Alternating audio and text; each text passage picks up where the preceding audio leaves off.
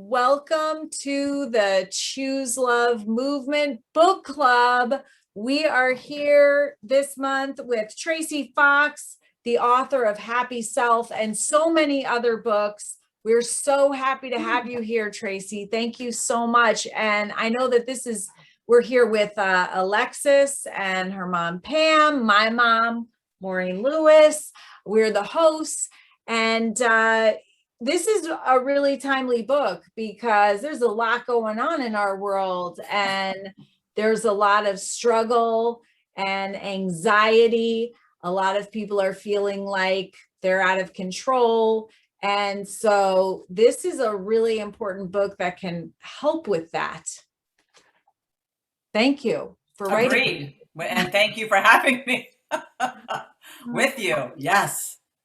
Absolutely. So do you want to tell us why you wrote this? Yes, I do. So I've been a life coach for over 20 years, and I have literally worked with thousands and thousands of people by this point, and all types of people, wealthy people, poor people, people who live in Europe, people who live here, truck drivers, billionaires, whatever. And I always ask the question, like, why are you coming to me? What is it you want? And they all have their reasons. I want to have a better marriage. I want to have some compassion for myself. I want to forgive my father for beating me. I mean, they have 7 million reasons why they're coming to me. But then I always ask the question, well, what is it? If you could get exactly what you want, what would it give you? And every single person says the exact same thing. So this is thousands of people, and they all say, I just want to be happy. Right? So they're setting up this thing that they have to get through to get to happiness, whatever it is. I have to forgive my father. Then it's the when-then theory. When I forgive my father, then I'll be happy. When I meet the man, then I'll be happy. When I lose the 10 pounds, then I'll be happy. When I stop drinking, then I'll be happy. And so there's this whole barrier to being happy that everyone feels that they need to figure out. And I agree to a point. But what happens for so many people is they really build their life from the outside in. And therein lies the issue, of course, right? Because if you're codependent on things outside yourself, there's no way you can be happy. You can be happy temporarily because when things are going well, sure, we're all happy. If you're, on an island drinking a pina colada, at a 5-star hotel, you're probably going to be pretty happy with the man of your dreams or whatever. But life isn't like that. Life is up and down, up and down, up and down. So why would you set yourself up for that? Right? Why would you set yourself up for one day I'm happy, one day I'm not? And if you build your life from the outside in, that is what you get. And I believe 99.9% of the population does that. And so that is why I wrote the book, Happy Self. You have to build it from the inside out. It's the only way. And most people don't know how, they don't know what it means, and they don't know how to do it. I love that. Even that question, I want to be happy, denotes that you are not happy at the time, but you want to be happy. And it's such a human, what I find so interesting is that at the end of the day, that's what every human wants. And I think, Aristotle, I was just sending this quote to someone because she was really struggling, and she's like, can that be the aim of life, happiness? And I sent her this quote that's what Aristotle said way back when, that is the aim of life. The aim of life is to find peace and happiness. I mean, you want to have a purpose-driven life, but the human condition is to find happiness. It's even written into our Constitution, right? The pursuit of happiness. True. There it is. Right.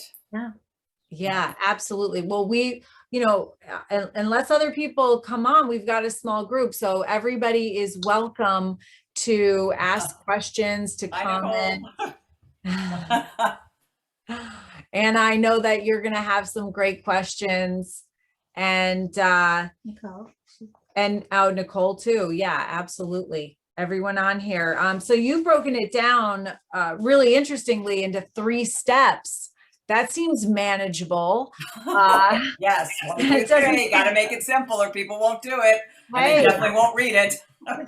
Fun, fast, and easy. That's what I want. I don't know about you. Yes. So it's an important question, but we want it fast and easy. That's right. That's right. So a 3-step strategy to elevate your inner game.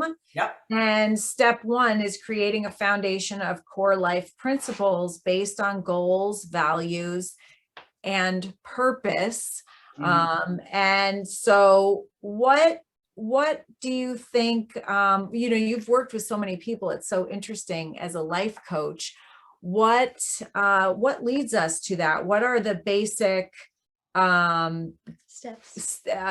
goals and life purposes that you have heard that most people have that lead into the second step? Well, I mean, again, I think you have to know what a principle is. So a principle is a predetermined mode of conduct or thinking.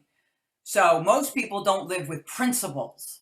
I mean, a few do, but most people do not. They live to preference. And I give the example of you get up in the morning and, if your family is being nice to you, right? Again, we're back to that. Maybe you'll be nice back, maybe you won't. You then get in your car, somebody cuts you off. Maybe that day you're in a good mood and you'll say, no worries, but another day you might not be and you decide to cut them back off.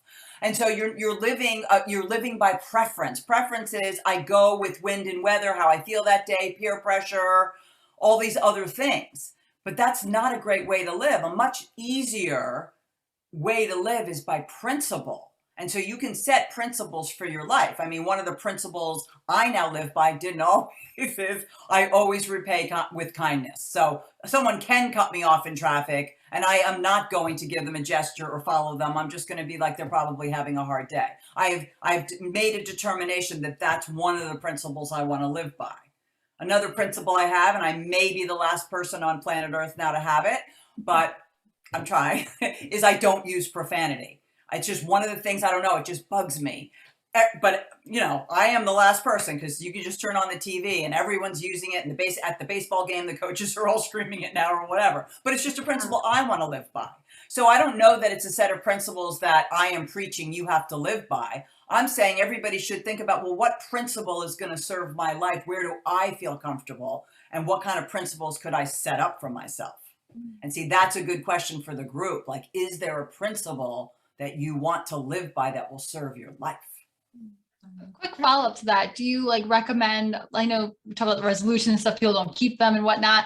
Do you recommend kind of checking in with yourself and principles once a year, saying, if you're changing jobs or changing circumstances, it's like that, that's a great lifelong principles to be kind and not, use profanity. But how about sometimes other parts of your life? Is it good to kind of check in with yourself and see if you're listening to your principles or need? Yes, I love that question. I think that's a great idea. And I think you should always be checking in with yourself if you want to have a happy life, because too many things will pull you off course. And so again, if you want to live from this place of personal empowerment, you have to live from a place of intention. And if you want to live from a place of intention, you're exactly right. You have to be checking in with yourself because there are just too many influences pulling us. And again, the TV can just be one of them, right?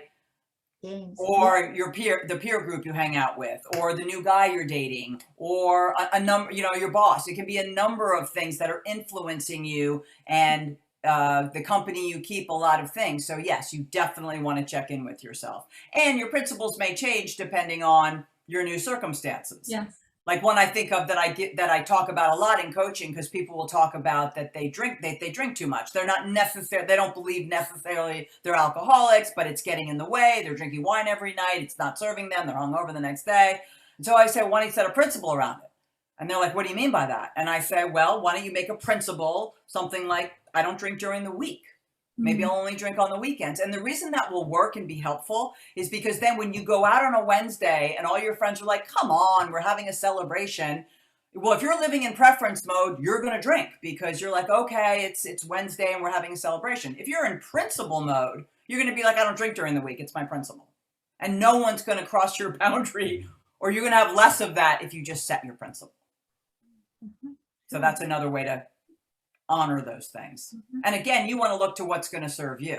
Because I use the profanity one a lot, and most people don't agree with that one, believe it or not. They think it's ridiculous, outdated, whatever people think. But I'm sticking to it. I actually really like that. I do too. But I actually worked for 5 years on a trading desk with a bunch of guys, and everyone said profanity all the time. Yes. And so I am more of a profanity user. but my son doesn't like it, Mm. interestingly enough. And so that's his principle. He never says it. And so it's really helped me. Yes. I want to insert something here because we were just talking about this today.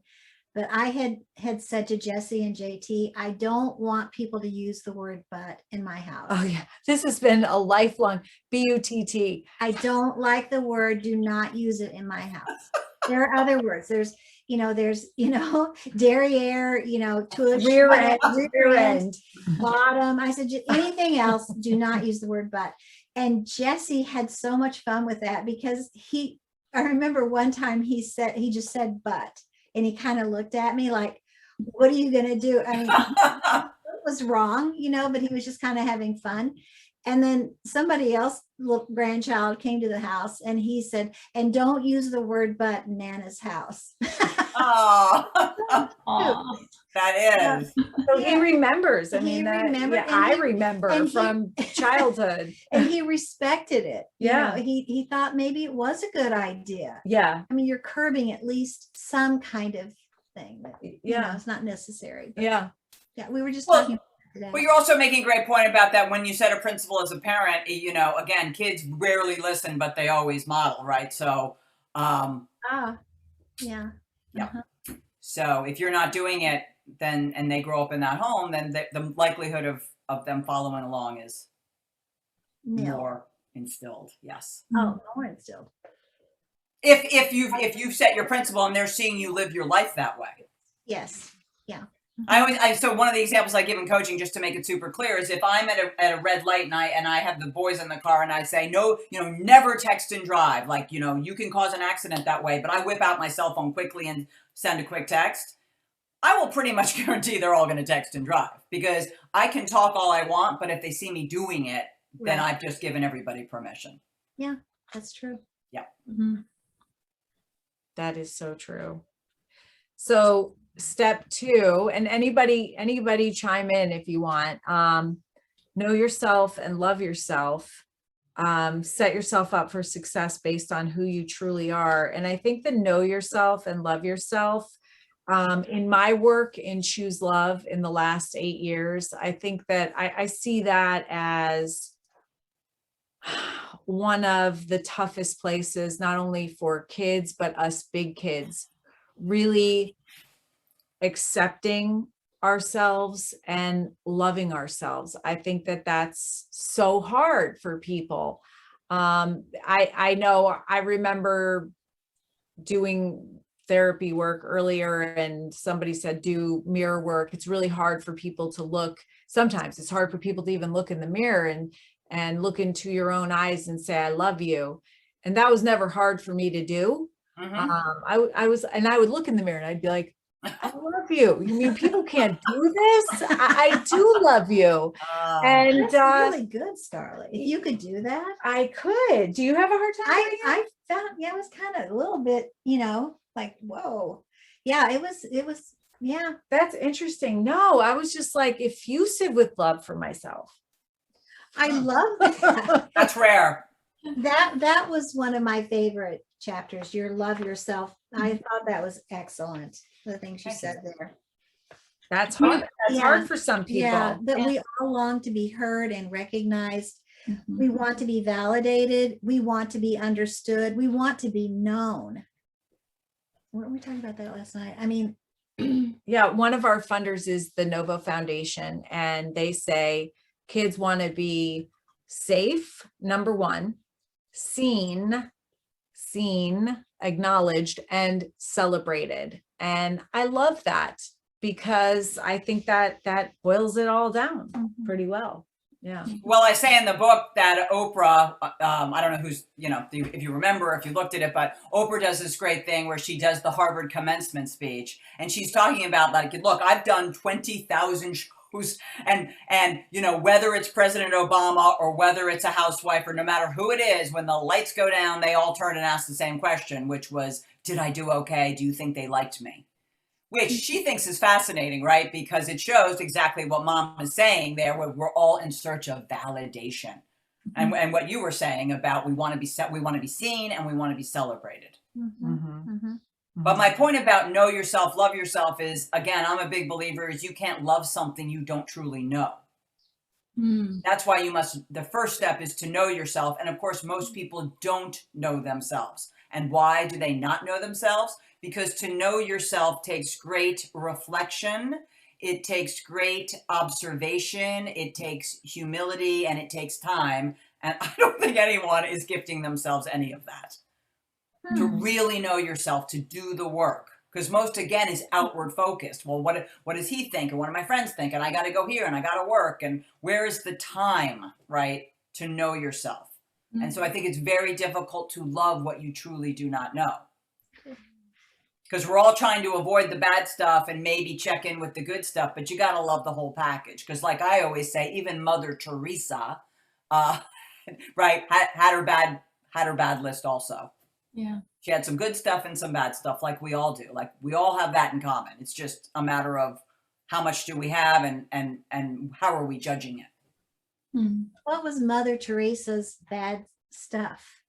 I mean, Well, she's a human being, right? So we canonized her as a saint, but she was a human being. So we know that she had, whether it was that she could be greedy or, yes, she did a lot of good in the world, but I know because she was human that she had her bad stuff.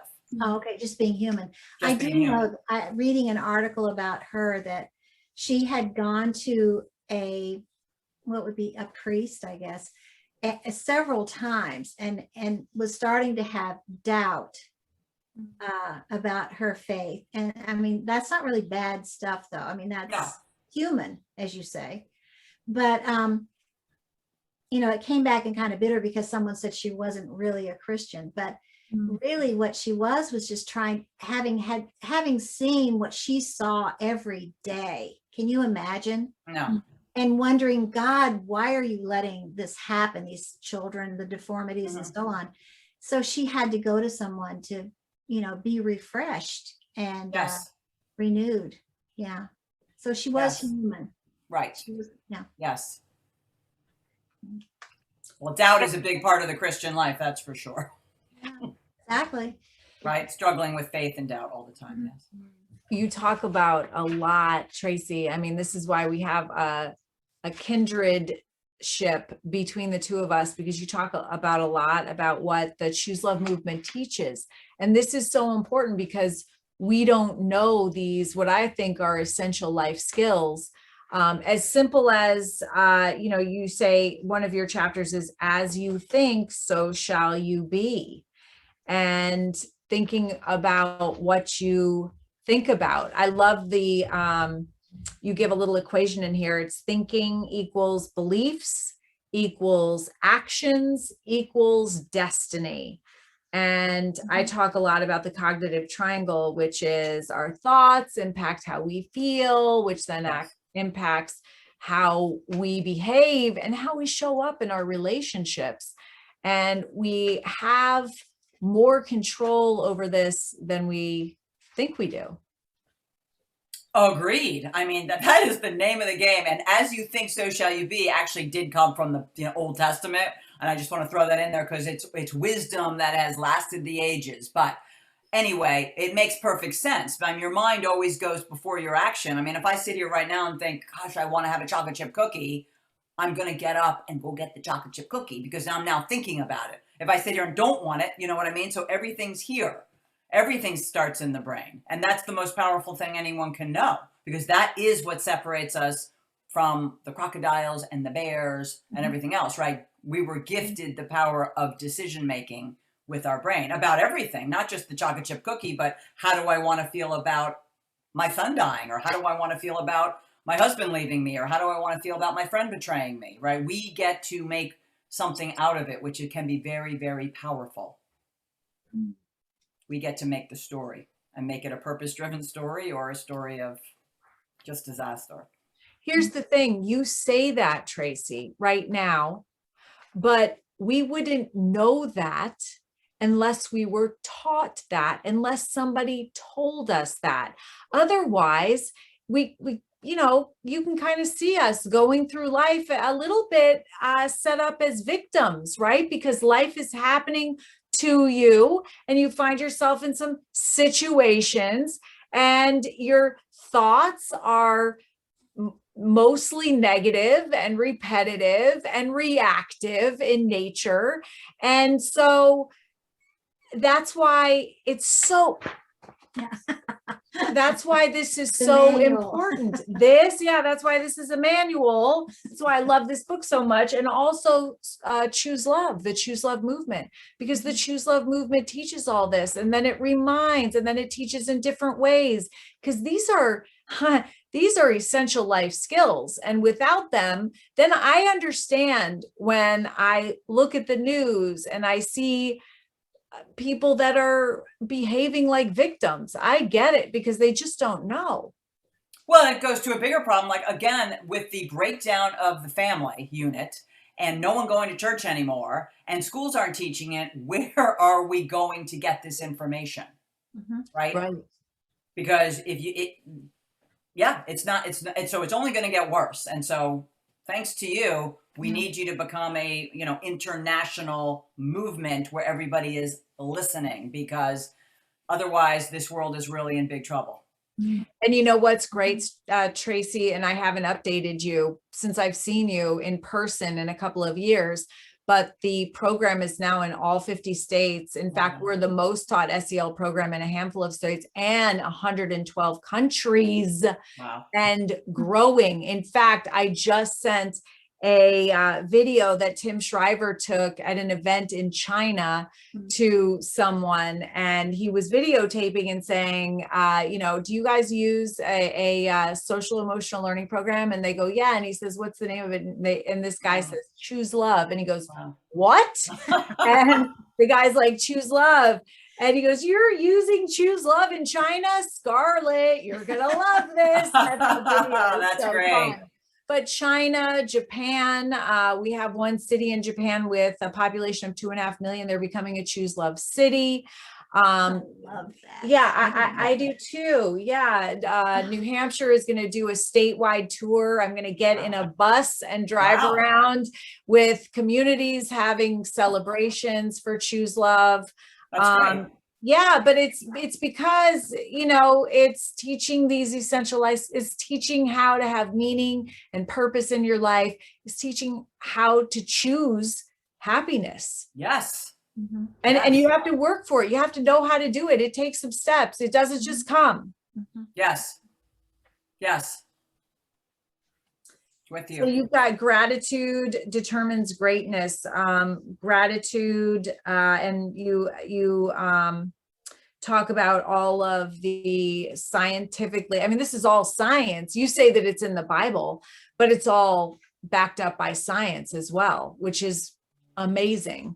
And this is something else. It's such a powerful tool that we can use that we wouldn't know to use, because it's not how our brains automatically think. Our brains are negative, and we literally we use gratitude as the great mind shifter. So you can only focus on one thought at a time, which is pretty fascinating. So you can only focus on a lower energy, angry, negative thought, or a grateful thought. So we shift our lens of focus using gratitude. So powerful to know this. Well, the thing about gratitude, I'll even take it a step further, which is because the gratitude is the big movement right now, right? I mean, and thank God it is, but and Oprah has a whole thing and everyone's talking about gratitude. Yeah. But I make one more level of distinction, which is you should be grateful when things aren't going well. Yeah. Because people are always great. Like you're always told to focus on what's going well. Like, oh, I'm going to be grateful I have a roof over my head and food on the table and people love me, or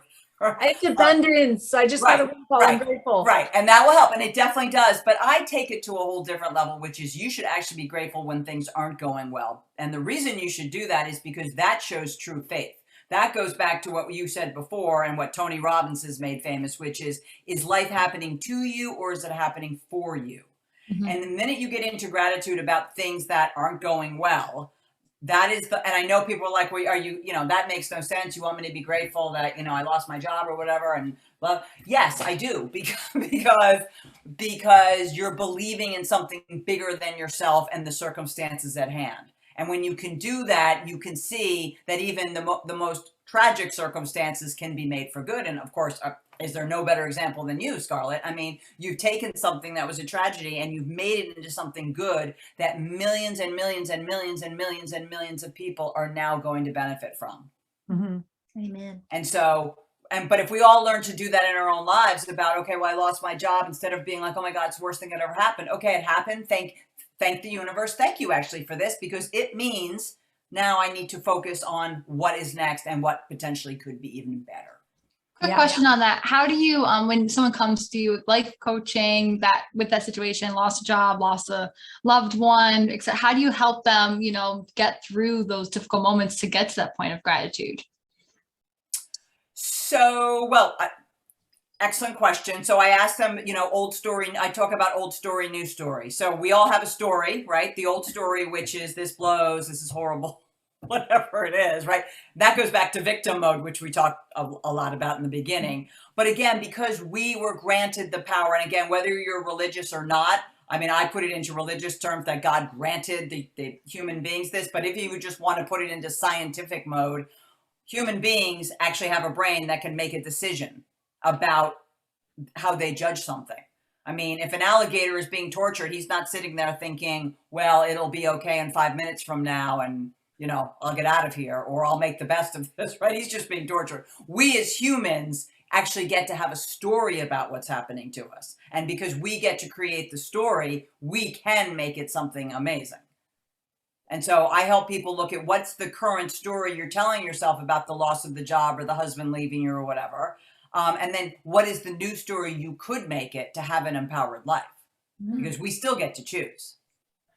Right? And that goes back to, again, choose love. That's a really interesting concept, because when you think about wild animals don't have trauma. Domesticated animals can, but wild animals don't. They don't have trauma per se, but they also don't grow and benefit from the difficult things in their life. And that's the difference with our brain. And you're saying, be grateful for the hard things that happen in our lives. I agree with that. I'm not to the point where I can say, I'm grateful that Jesse was murdered. Right. But I'm grateful for everything that's happened afterwards and the opportunity that I had to use that to make the world a better place. And that takes me into your next chapter, chapter 6, which is probably one of the most important chapters in this book, I think, and such an important lesson, which is every obstacle is an opportunity, and it relates right into being grateful for it. But we see obstacles as barriers.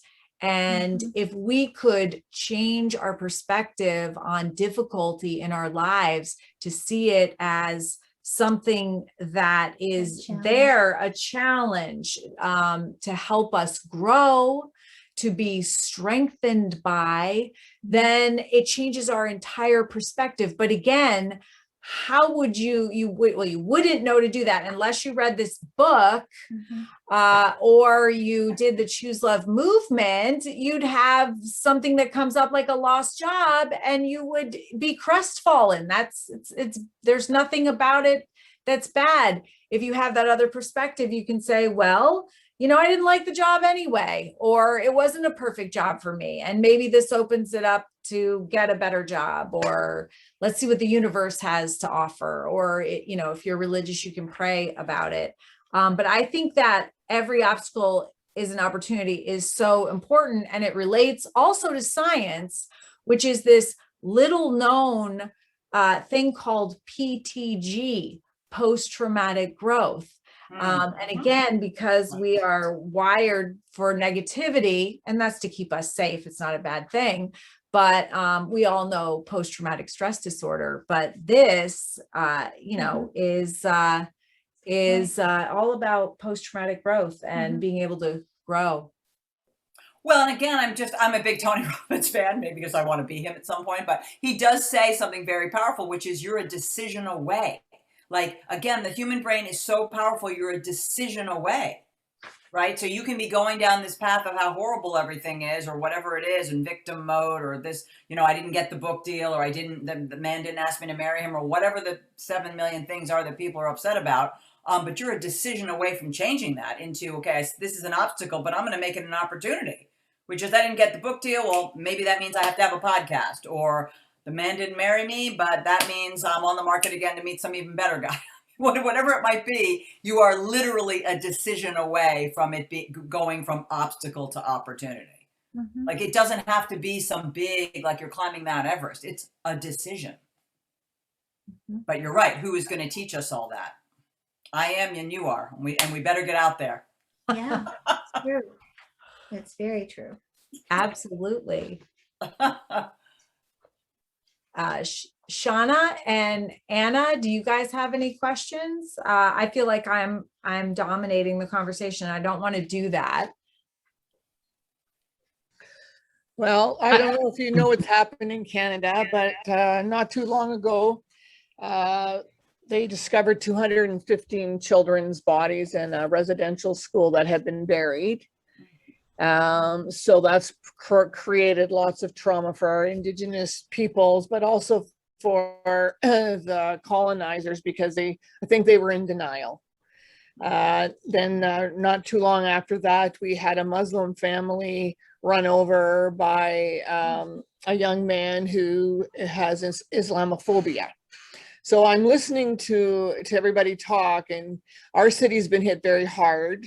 On top of those incidents, we have a strike on. Our university is in receivership, and we have the highest number of opioid deaths in our province. So I listen to this talk, and I love this talk. Otherwise, I wouldn't keep coming back. But I also recognize we are people who want to learn. We are people that believe that we can make a difference. We believe we have a choice. But I also read the poverty report, and those of us that are very, very wealthy, which isn't us, but the very, very wealthy, then there's the middle class. The very poor don't really have a choice. They're in survival mode. So when we say everybody has a choice, we have to be very careful how we're wording that and who we're referring to. Because if my choice is between stealing something and putting food on the table to feed my family, I'm going to steal food to feed my family, where other people would say, well, you should go to jail because you stole that food. Well, no, if I didn't steal that food, then my family wouldn't be fed. So I'm in a different place in the arc as to how to move forward. So I love this book. But there's this COVID umbrella has put all this stuff. So I'm putting my mindset in to hold people able. So it doesn't matter where you are on the spectrum. I'm going to hold you able to make whatever decisions you make, and allow you to make those decisions and whatever comes with it. But the other part is that we walk together. I don't walk in front of you. I don't walk behind you, but we walk together. And if I am the member of the family or the colonial people, colonizers, then it's not my place to ask the Indigenous people to teach me. It's my responsibility. So what happens is people like Scarlett, who are so remarkable, who have been able to do the trauma treatment and to do all this work, and people will come and listen, and then you're bringing that work, and hopefully you'll change the generation. But what I've learned is I'm 67 years old, and I'm hearing the same freaking thing I heard when I was 5 years old, 10 years old, 20 years old. It's like, when is it really going to shift? When is this work really going to shift so that the more people are moving forward? So I could read these books all the time, and I have a gratitude journal. I'm honest to God, Tracy, I'm one of the happiest people I know. But then I'm sitting here thinking, how do I allow other people to get there? And so I don't know if we're a private group and we're so blessed, but how does it filter out so that because when COVID's over, if you think we've seen crap, poop or whatever, I'm looking over at Scarlett's mother. What word can I use? Because I'm not a swearer either, Tracy. We have to be prepared, because I think we're the doers, to understand that when those people shift back, they're gonna still crash. Because it's just a crazy ship. So you keep doing what you're doing, you keep doing what you're doing. We'll keep meeting once a month. So your question is kind of, how do we reach those people? How do they get knowledge? How can they learn it too? But in a way that they know that we accept them for who they are, where they are. It's not about me saying, gee, I know this, come along. It's like Mother Teresa. Mother Teresa went places no one else would go. And you know what? When I started reading about her life, I couldn't believe there were people that didn't like her. But she had her naysayers. She had people that were thinking she was in it for the glory. I go, who goes in the streets of Calcutta for the glory to have all that stuff happen? So the people that say that, where are they at in life? And not to judge them. So where are they in life that they don't recognize the good work that the Scarlets of the world do, that the Mother Teresas of the world do? So that, yes, so those people, how do we help those people make the shift? Because those naysayers are holding a whole bunch of people back. Mhm. They are, they're influencing. Go ahead, Tracy, fix it. Could I offer an opinion on that? We love at the Choose Love movement, we love the painting that Scarlett did, and we love the story of the starfish. And I actually have to say that, you know, in moments when I feel like, what is wrong with this amazingly privileged community, that our schools aren't all falling over themselves to teach this particular program to our children, I could get lost in it and it could just spin me out and I could give up and feel really despairing. But instead, I think about that story of the starfish. And I think the answer, Anna, and it's maybe overly simplistic, but it's one starfish at a time. And that matters to that starfish. So really, instead of taking on responsibility for all the people who don't want to learn or don't want to know and don't want to grow, we can be aware of who maybe is open and just do it one starfish at a time. Mhm. Yeah, really good. Do you- I love that, Nicole. Yeah, I do too. That's excellent. Tracy, do you think that during this COVID and this whole quarantining for so long that we've more of these people maybe, or even ourselves, are thinking about who we are, what we want to be, what our life wants to be, since now, you know, we've had time to really reflect what we've been doing since we couldn't go out and do stuff anymore for a while.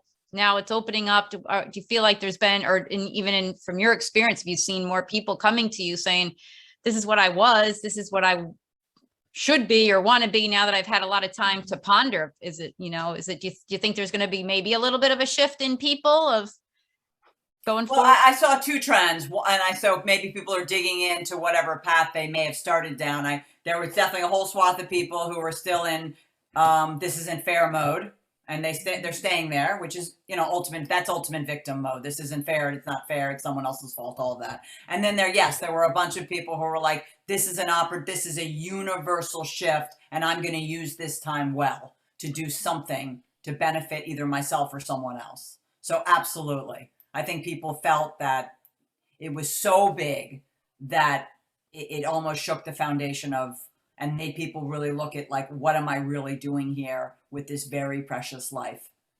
Yeah. Definitely.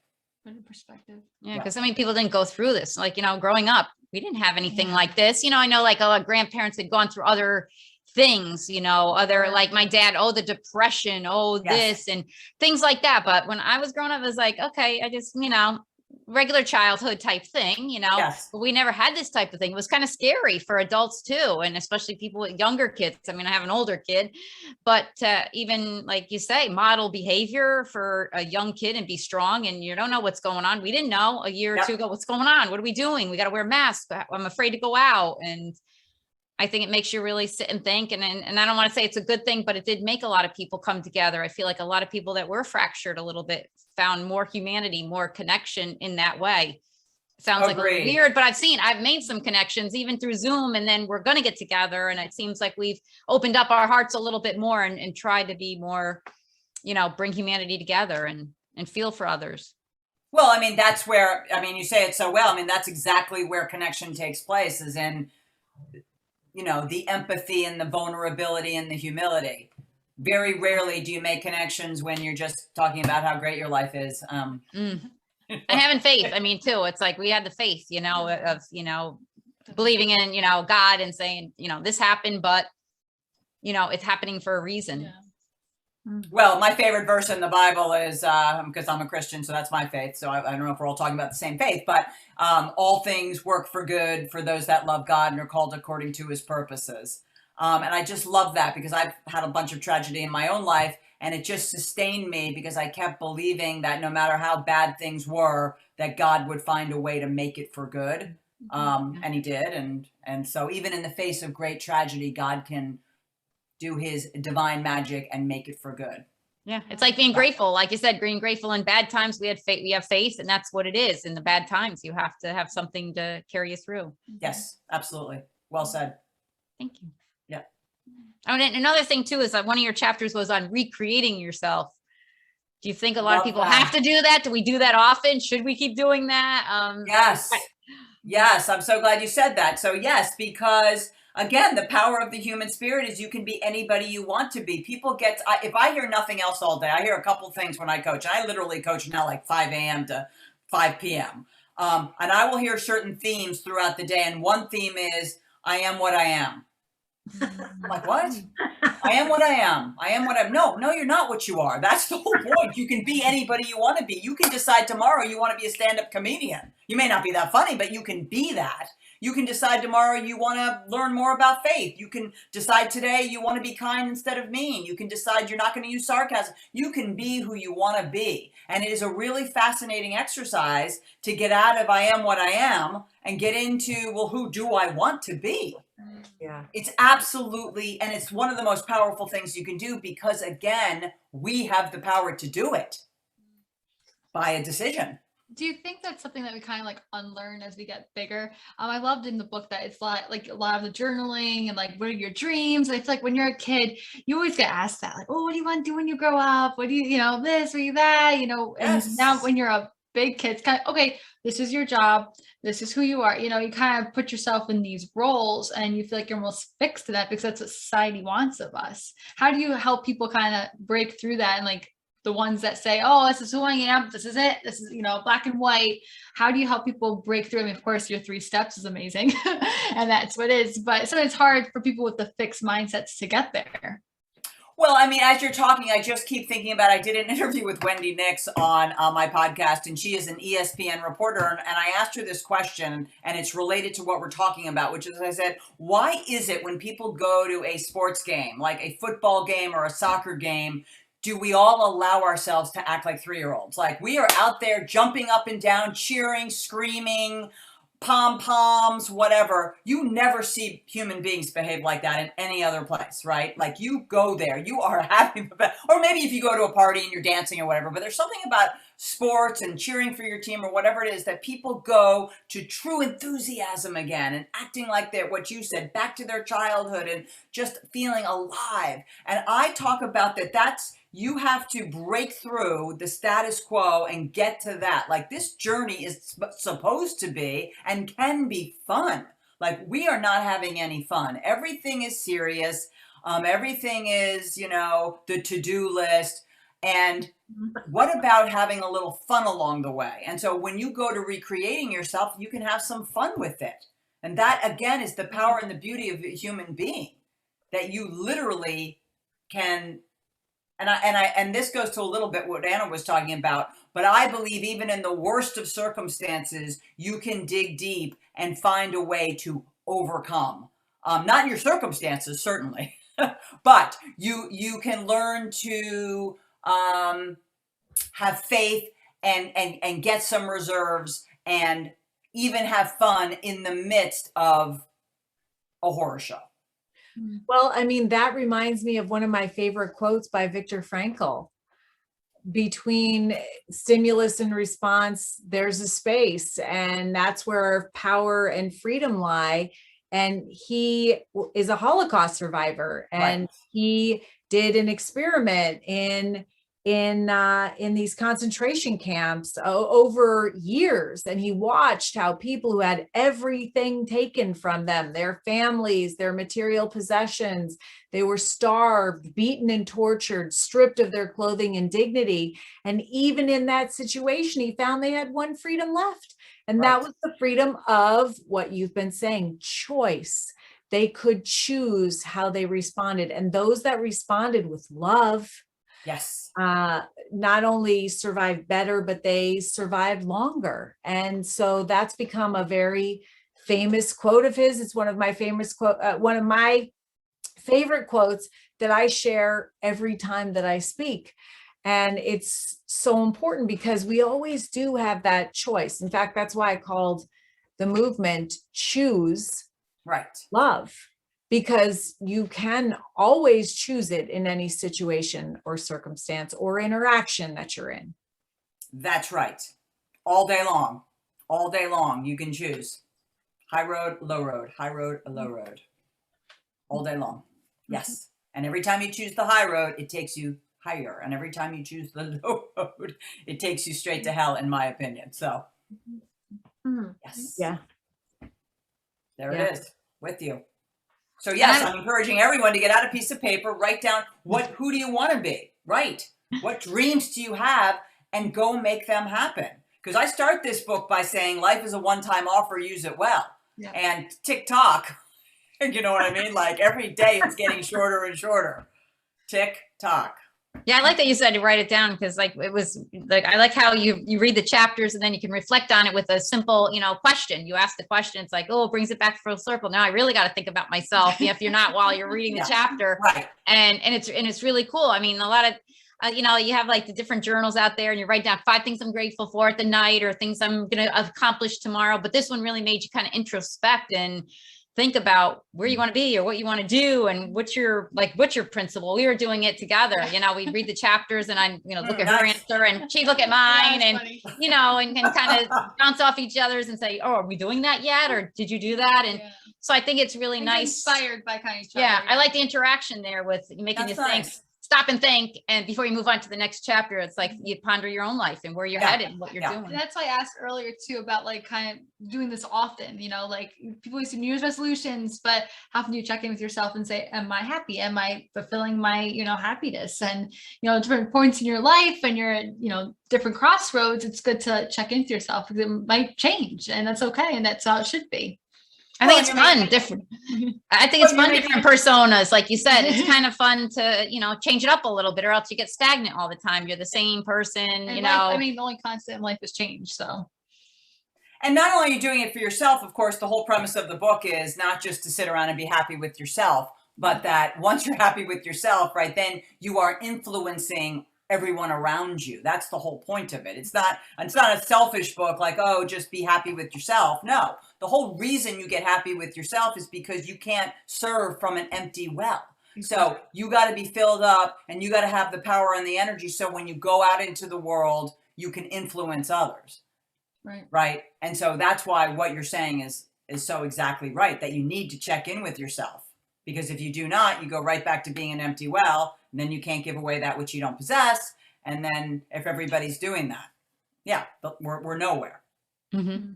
And I think that's too true is the whole seriousness too. Sometimes I always say to Alexa too, it's like everyone goes around so serious lately.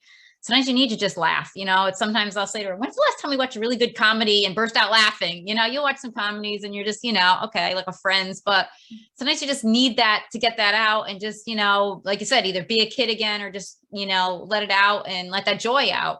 Yes. There is probably no greater characteristic than enthusiasm, right? And so many people don't have enthusiasm. And that goes back to the football game. Like everybody's so enthusiastic and it's so fun to be at a game where people are cheering or whatever. And that may be a silly example, but it makes the point that we all want to be enthusiastic about something. And it may be unfortunate that the only thing we're truly enthusiastic about is a football game. But if we could bring that level of enthusiasm to everything, to our marriages, to our parenting, to our friends, to our church, to whatever, I think it would just be so to our giving, to our charities, whatever it might be, everything would shift, but we don't. And Scarlett, you talk about that. You say something like kids laugh like I don't know, 100 times more than adults do or something. I remember you saying that, or I'm reading it somewhere that you wrote it or something. Kids laugh more than we do or smile more than we do. Yeah, that was actually, so we have a group intention every single day at noon that we invite everyone to. And that was one of the group intention lessons. And I can't remember the exact number, but it was something like kids laugh 200 times a day and adults laugh 8 times a day. Yeah, that's frightening.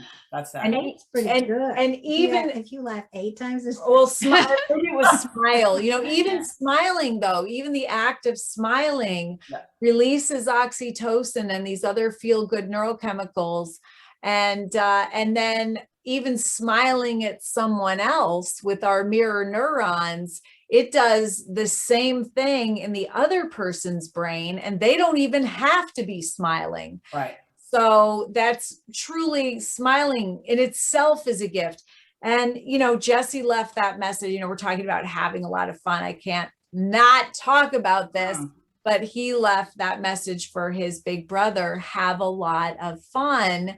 Right. And, you know, at the time, I thought that was so beautiful. What a wonderful message for a little brother to leave a big brother. But it turns out there is a lot of scientific research on the benefits of having a lot of fun. And I like to talk about, this is a pretty dramatic, but in the 60s, there was the University of Texas tower shooting.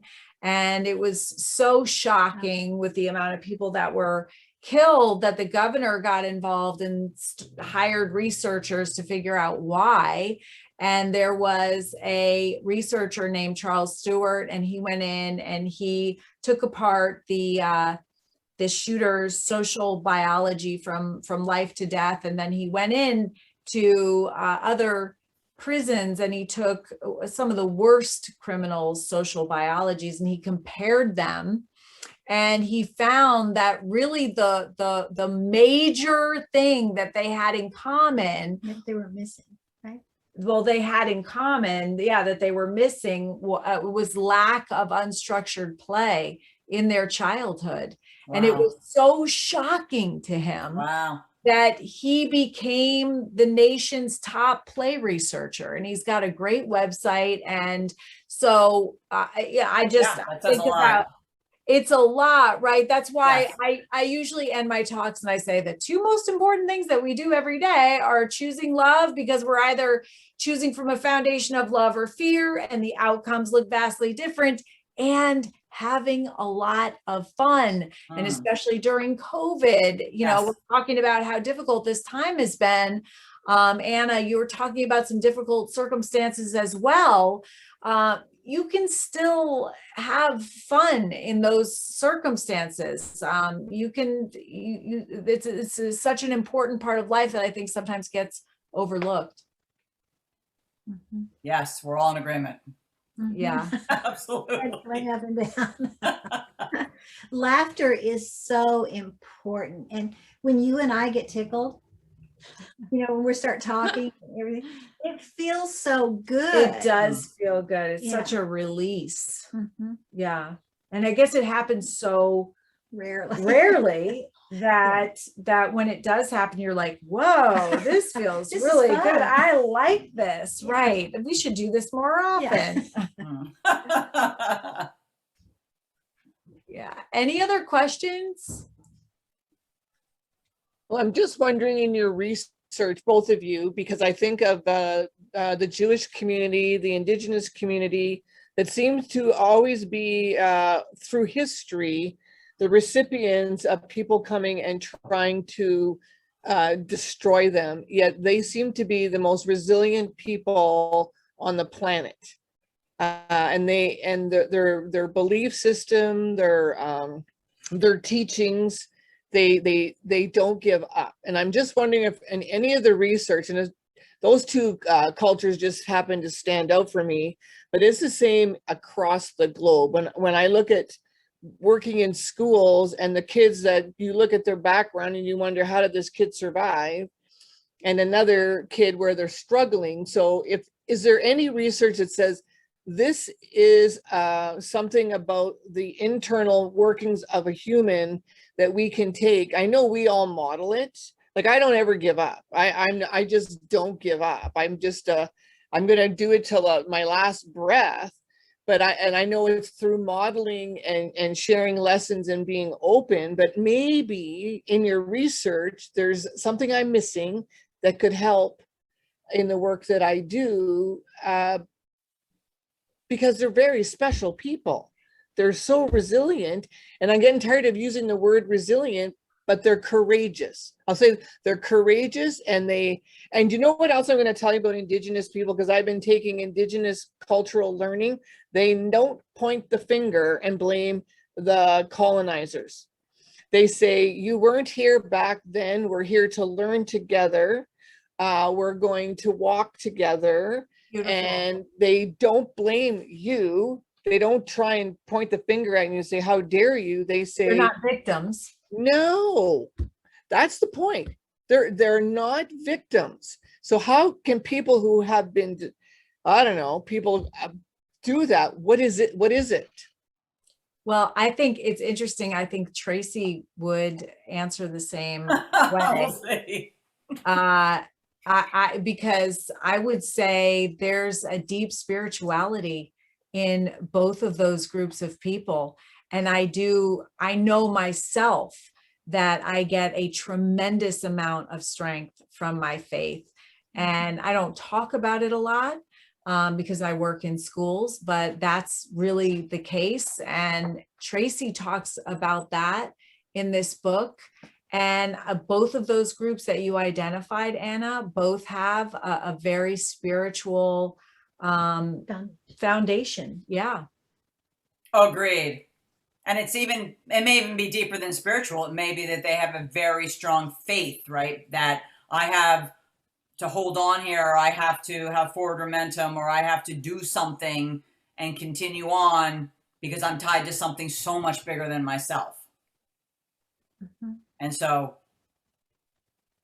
And that's the that key, is- knowing that there is something bigger than yourself. There is a higher purpose. and of course, faith, that word is the exact opposite of fear. They are two sides of the same coin.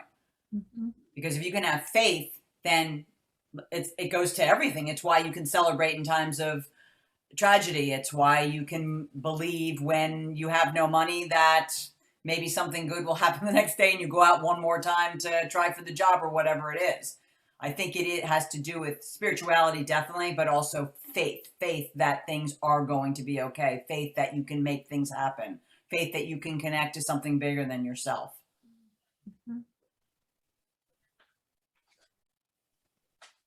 I think, Scarlett, when you talk about the people that you visited in prison, Yeah. the ones that changed their life, because I've worked with people who have survived human trafficking and who've come out of the prison, and every single one of them, and who've also come out of gangs, single one of them said what the two of you said. It was when they got a hold of their faith and their spirituality. So I'm wondering if there's a way, because that's what I actually love about this group is I get a strong sense of your faith and that you're also authentic. And your genuineness is your journey. That takes you to your genuineness will take you to your destination. And other things that come in and sort of try to whip you and knock you off your feet, you guys sort of just say, yeah, okay, move to the side and you keep on going. So I want you guys to just help me understand where you get all of that courage and strength. And I will say that you see that because we are truly here. And I know I'm speaking for Tracy as well, to serve. Well, and I also just go by this great quote that Charles Stanley has, who's a TV preacher, but he's just love everything he has to say. But he says specifically, and I believe this to be true, that God is not the least bit interested in your circumstances, not the least bit. He is interested in the condition of your soul. And so he could care less if you're wealthy or you have no food on the table, because that's not what he's about. What he's about is, what are you doing with what you got, whether it's the tiniest little bit or the most. And it's so much bigger than our 2 years on planet Earth or our 70 years on planet Earth. That You know, we need to be tied to eternity and what our spirit is going to be doing once this shell has left us. And so when you look from that perspective and you see eternity in its time versus the little, again, minute amount of time we get to spend here, when you tie it into that, I think that's when you have that all things are possible mentality and spirit. I love that. This is. So it's all about what your soul marching on.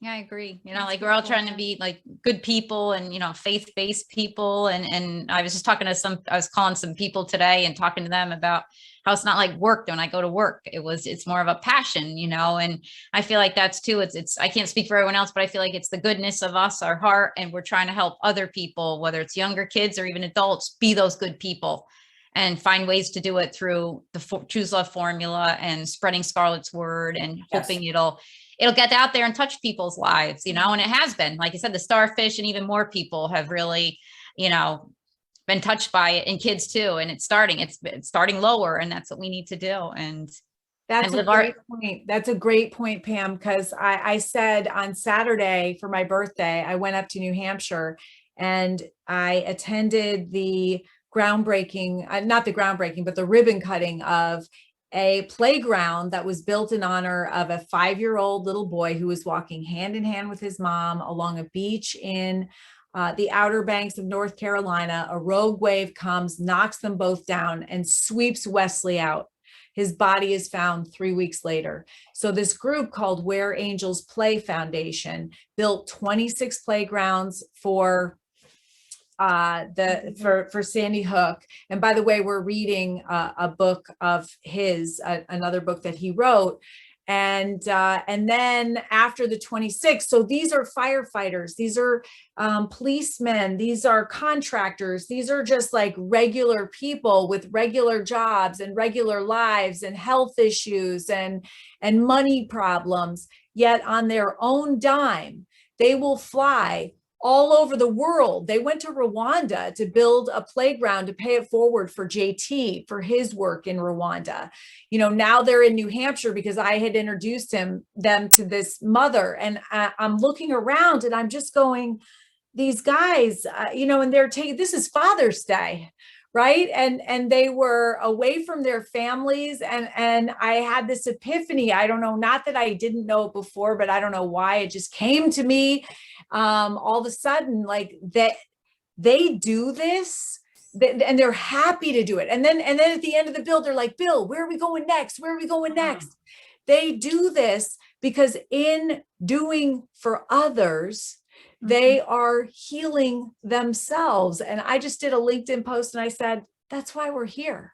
That's why we're here. And that's what strengthens us. And that's the lesson that we're here to learn. Like you said, Tracy, that we have things that happen to us, and it's how we take them and then turn them into things that can help other people, lessons that we can teach from them. And it's why we're here. And once we realize that, then I think that we can become happier.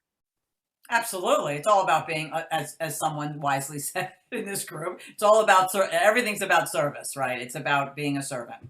And of course, if we want to go all the way back to religion, that's what Christ said too.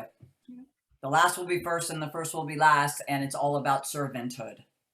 And that's what Christ was himself. Yeah, exactly. He modeled being a servant. Right. Yeah. Oh my gosh. I mean, this was such an amazing talk. Thank you. We've come to the end of our time. Tracy, I just feel enriched. I feel so good. I'm so thankful for you. Thank you for putting this incredible stuff out into the world. We are going to continue to work together, I hope, forever. And know one another. You are absolutely amazing. And I just appreciate you so much. Thank you for being here. Thank you for inviting me. And I love sharing this time with all of you. Thank you for being so enthusiastic. It was great. Yeah, it was wonderful. And thank you. Thanks everybody for coming. Bye everyone. Yeah. Have a nice night. All right. Take it easy. Bye-bye. Thanks.